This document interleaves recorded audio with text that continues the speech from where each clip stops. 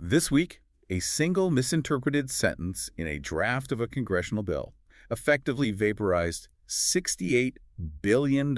Yeah, it's a striking reality check, honestly. Right. And not because the underlying medical science changed or, the legal entitlement shifted. No, just a pure drafting error. I mean, when we examine the landscape of veteran affairs, there's this assumption that care and compensation are dictated entirely by clinical diagnoses. Like a doctor observes a symptom, writes a prescription, and the system executes. Exactly.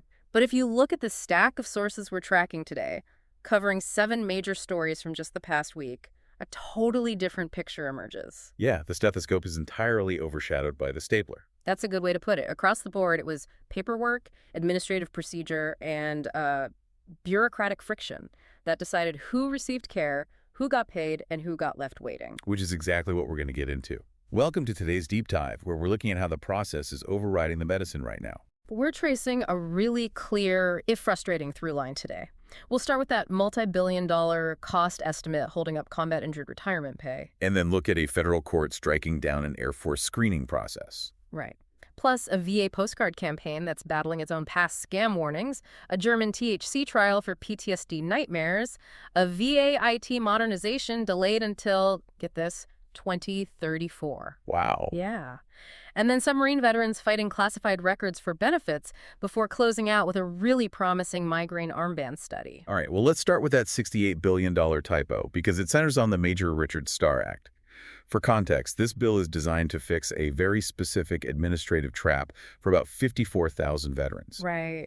If you're forced to medically retire from the military due to combat injuries before you hit your 20-year mark, you run into something called the VA waiver. Which is a huge deal. Yeah. Basically, the law requires that your military retirement check is reduced dollar for dollar by whatever you receive in VA disability compensation. It's a zero-sum game. And the financial impact of that mechanism is just severe. I mean, the Congressional Budget Office tracked this, and last fall, the average reduction was about $1,650 a month. That approaches $20,000 a year, stripped from a combat-injured veteran's pension. Yeah.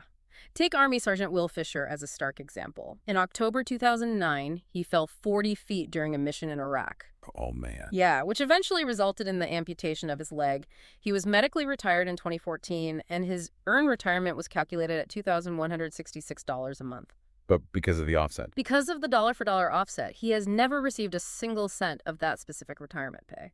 Or look at Air Force Staff Sergeant Naomi Mathis, medically retired after 7.5 years, and she still comes up roughly $800 a month short. What's baffling to me is that the Starr Act, which would eliminate this offset, has overwhelming, undeniable momentum. It has nearly 80 Senate co-sponsors and over 330 House co-sponsors. Right, and Defense Secretary Pete Hegseth publicly backs it. Yeah. In any legislative environment, those numbers mean a guaranteed passage. But it hit a wall at the Defense Department office of the actuary. It did, and it wasn't a policy objection at all. It was just a textual interpretation. Wait, really? Just how they read it? Yeah. The 2023 version of this bill applied strictly to those 54,000 combat-injured retirees. Its 10-year cost estimate was modeled around $10 to $13 billion. Okay. But when evaluating the current version, the actuary read the text as applying to roughly 255,000 medically retired veterans. Oh, wow. Yeah, regardless of whether their injuries were combat-related or not. It's basically the bureaucratic equivalent of submitting a corporate travel budget for a 5-person sales team. But the finance software misreads a line item and suddenly allocates first-class global travel for the entire 5,000-person company. That is exactly the mechanism of the failure. The system immediately red lights the request because the price tag just jumped to $78 billion. A $68 billion spike from one reading. Right. Now, lawmakers did attempt a workaround in June. They tried folding the Starr Act into a massive package called the Take Care of America's Veterans Act. Which reverted the language, right? It did, yeah. It reverted the language back to covering only the 54,000 combat injured. But that larger package stalled and never got a floor vote in July. And there's friction even with that workaround, because the Disabled American Veterans Organization, the DAV, officially opposes that larger package. Right. They characterize it as containing a poison pill. Exactly.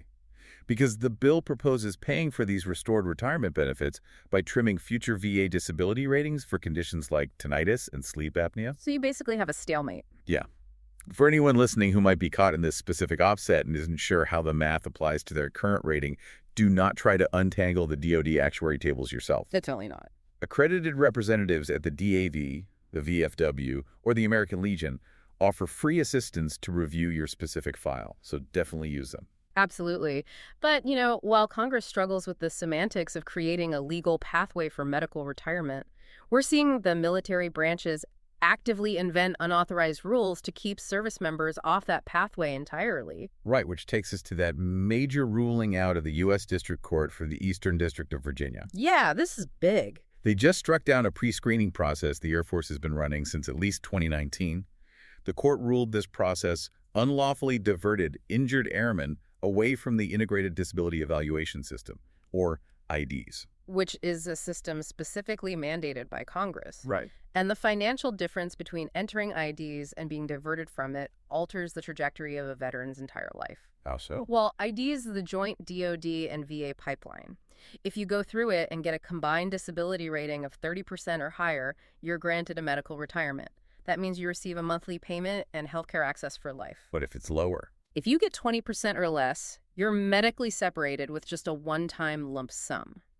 Furthermore, navigating IDEs means your post-service VA benefits are queued up and start significantly faster. So, if ID is this federally mandated joint system, why would the Air Force construct a shadow gatekeeper in front of it? It just creates a massive administrative bottleneck. Yeah, the only logical assumption is that local commands viewed the formal IDS process as too slow or too resource-intensive. So they just built an unauthorized triage system to discharge people faster. Exactly. But in doing so, they stripped airmen of their legal right to a medical evaluation board. It functioned exactly as an exclusionary filter. And we have real examples of this. Oh, absolutely. Consider the plaintiffs in the lawsuit brought by the National Veterans Legal Services Program. Kathleen Watts served 12 years as a physician's assistant. She developed a severe brain clot risk. And her doctor documented this, right? Yeah, her own doctor documented high concern about releasing her without a formal medical evaluation board. Yet through this screening process, she was discharged in June 2023 and never permitted to enter IDEs. That's awful. And Robert Newman, a cryptologic language analyst with a decade of service, was forced out the exact same way. So the court formally ruled that this screening violates the Administrative Procedure Act. But here's the procedural trap. Even though Air Force Secretary Troy E. Mink is the named defendant, and the court agreed the process is illegal, the screening is still actively running. Wait, still? Yeah, because the court has not yet issued a final judgment or ordered a specific remedy. The ruling established the illegality, but the injunction hasn't dropped. Wow. So today, thousands of airmen are left in a holding pattern waiting for relief from an illegal policy that the military refuses to pause voluntarily. Exactly. So we have the military arbitrarily keeping people out. But then on the flip side, we have the VA aggressively trying to bring people in, and their own administrative history is sabotaging the effort. Ah, the postcards. Yes. Between August 13th and September 11th, the VA is mailing out 3.8 million physical postcards labeled Choose VA. They're targeting veterans who are eligible but not enrolled in VA healthcare. And the initiative itself is yielding numbers, to be fair. The VA has successfully enrolled 200,000 new veterans so far this year, which ties into their aggressive outreach strategy of 140 summer events building up to the country's 250th anniversary. But the problem is the delivery method for this specific final push. The VA literally had to issue a public statement begging veterans not to throw these 3.8 million real postcards in the trash. Because just 2 months ago, in June, the VA ran a highly successful public awareness campaign about a massive scam. The boy who cried wolf, basically. Pretty much. Fraudsters were mailing out fake postcards labeled Veteran Savings Program, tricking people into handing over Social Security and bank routing numbers for promised benefits. The VA trained veterans to view unsolicited postcards as hostile threats. It's a textbook, unintended consequence of institutional communication. It's like an overly aggressive email spam filter. You train your IT security system so thoroughly to identify and quarantine phishing attacks that it starts deleting legitimate payroll emails from your own HR department. Right. The VA essentially trained their target demographic to ignore their own outreach. So if you do receive one of these cards in the mail, verification is straightforward. Official VA outreach will point you exclusively to a va.gov web address. And for direct confirmation, the verified number to apply for healthcare is 877-222 8387. And if you have an actual payment issue, it's 1-800-827-1000. Right. And if you suspect the card is a lingering piece of the scam, the fraud reporting line is VSafety at 833-38V8-SAFE. It's just a profound irony. It really is. But it forces us to look past the front door. If a veteran successfully navigates the legislative errors, bypasses the illegal branch screenings, actually opens the postcard, and gets into the healthcare system, the clinical science waiting for them is evolving rapidly. However, that science demands extreme precision. Let's look at that fascinating August 5 study published in the journal Nature Medicine out of Charité University in Berlin. Oh, this is a really interesting one. Yeah. Researchers tested a prescription pill called dronabinol, which contains THC, the primary psychoactive compound in cannabis, specifically on PTSD nightmares. And nightmares are a foundational, devastating component of PTSD. Over 70% of patients with PTSD suffer from them. It's not just a bad dream. No, these aren't simply bad dreams. They are intense physiological events that disrupt the architecture of REM sleep, leading to chronic exhaustion and hyperarousal during waking hours. And the stakes are quantified. A VA report from March linked sleep problems as a contributing factor in more than half of the 6,398 veteran suicide deaths in 2023. Which is just heartbreaking. The trial in Berlin enrolled 171 adults for 10 weeks, administering doses ranging from 2.5 milligrams up to 15 milligrams, and the results were dramatic. What did they find? For 37% of the patients receiving dronabinol, the nightmares ceased completely. 0 nightmares. Wow. Yeah, that is compared to only 15% in the placebo group. Furthermore, another 21% of the dronabinol group saw their nightmare frequency cut by at least half. A 37% total remission rate for a symptom that notoriously resists traditional psychiatric medication is a major clinical signal. It is. But the demographic constraints of the study are vital to understanding its broad applicability, right? Right. You can't just extrapolate these numbers evenly across the veteran population. Right, because demographics dictate the mechanism of trauma.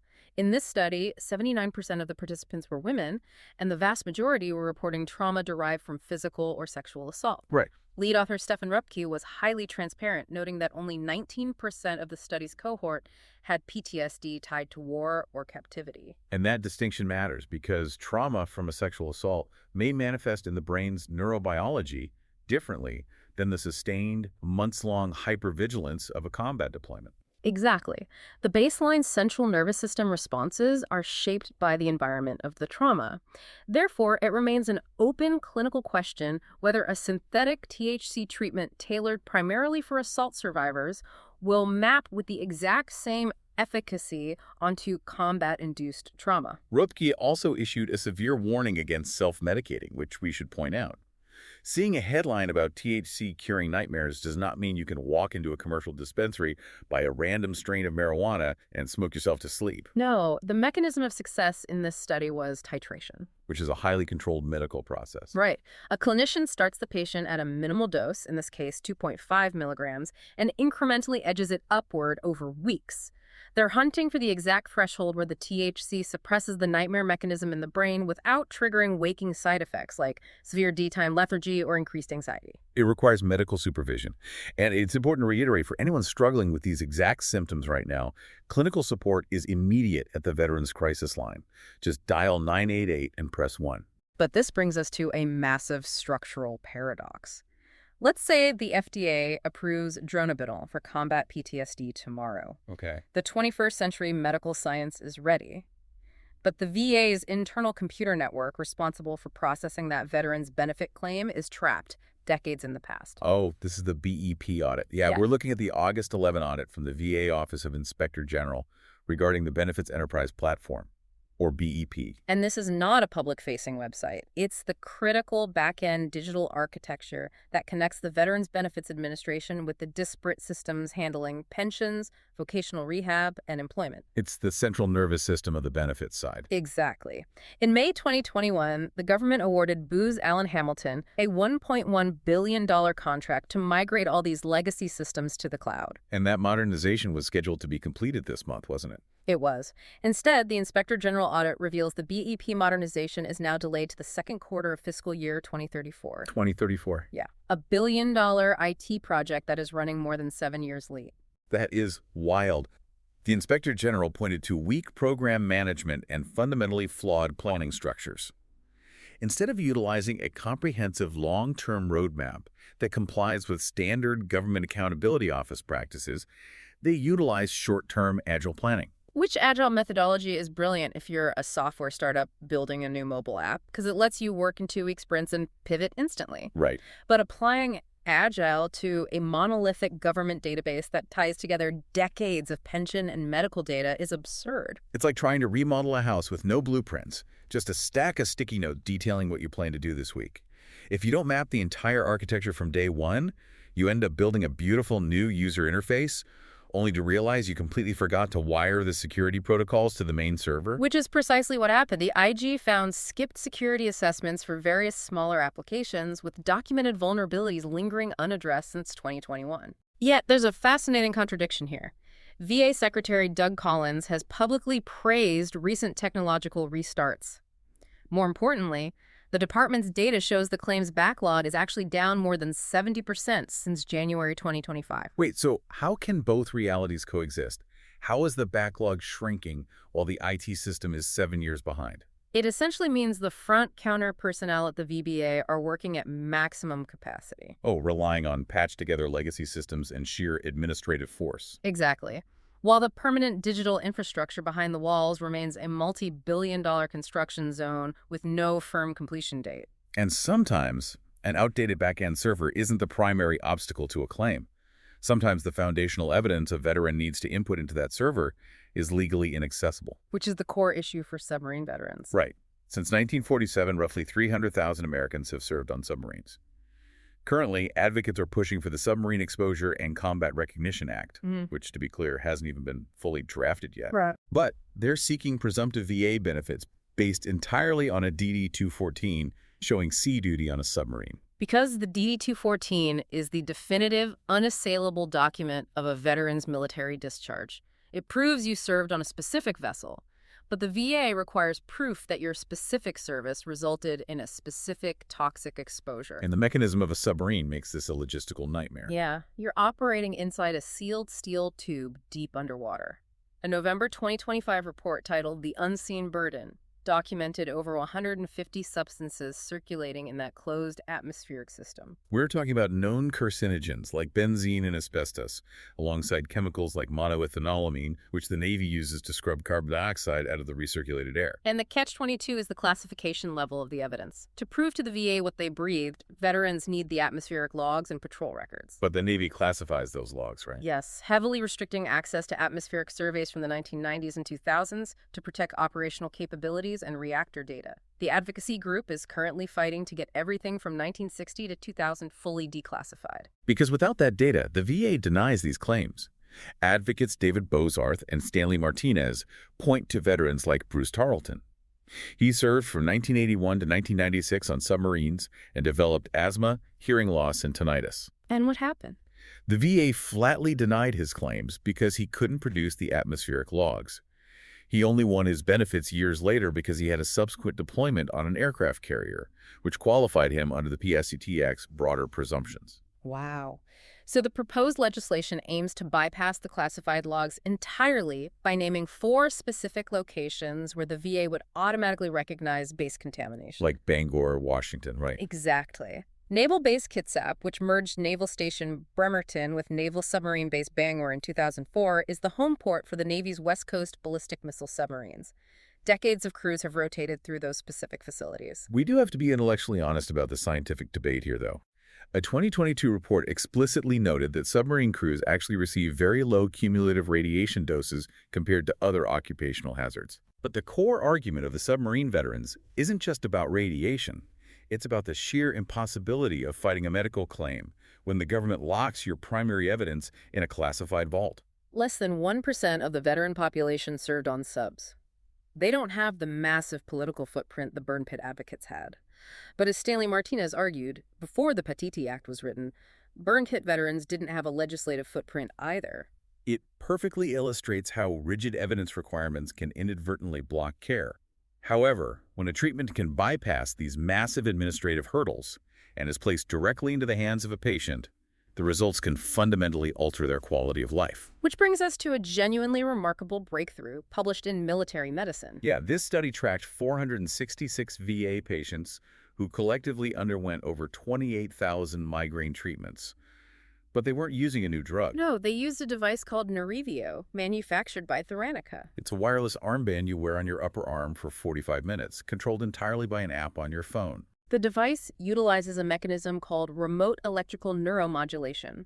Instead of processing chemicals through the stomach and liver, the armband delivers precise, mild electrical pulses into the peripheral nerves of the arm.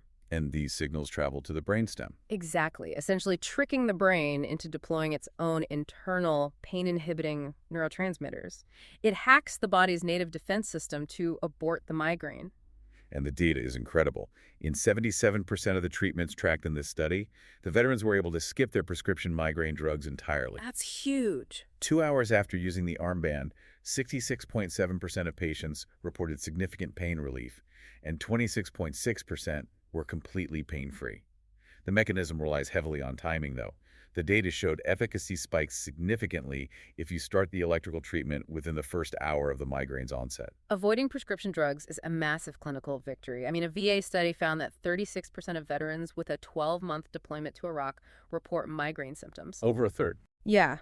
These are patients who often manage complex, overlapping conditions, PTSD, traumatic brain injuries, chronic joint pain. They're highly susceptible to polypharmacy, where they're taking half a dozen different pills a day.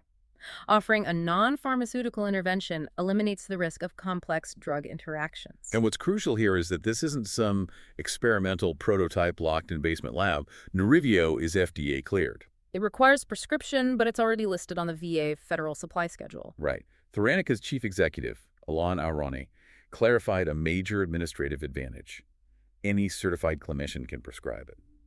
You do not have to wait 6 months for an appointment with a specialized VA neurologist to get the armband. Which is why former VA Secretary David Shulkin cited this as pivotal evidence for expanding drug-free approaches. We must, of course, contextualize the data.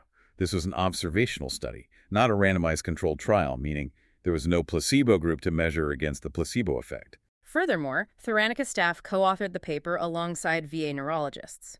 We also lack longitudinal data on the 5-year drop-off rate of the device's efficacy, and the study didn't isolate how effectively the neuromodulation works specifically for migraines originating from traumatic brain injuries versus genetic migraines. Those caveats are real. But for a veteran suffering right now, the ability to strap an armband on, trigger an app, and avoid taking a pill in 3 out of 4 migraine attacks is a paradigm shift. It is. And it brings us fully back to the tension we've explored today. Yeah. The clinical science, whether it's precisely titrated THC in Germany or neuromodulating armbands cleared by the FDA, is hypermodern, personalized, and moving at breakneck speed. Yet the administration of these benefits is tethered to a system that struggles to draft a bill without a $68 billion error or update a database before 2034. The gap between the capability of the medicine and the capacity of the bureaucracy is vast. Which leaves us with a critical question to consider, As medicine increasingly shifts toward at-home wearables, digital health apps, and treatments tailored to an individual's unique neurobiology, the rigid, paper-based categorical systems of the government will only struggle more to process them. Absolutely. What happens when your wearable device instantly diagnoses a condition and administers a digital treatment, but the government bureaucracy still requires a 1950s carbon copy form to validate the claim? How long can a mid-20th century administrative structure effectively govern 2026 medicine? That is the defining challenge for the next decade of veteran care. Thank you for joining us on this deep dive. Keep questioning the unseen mechanisms and bureaucratic processes operating behind the headlines. We'll catch you next time.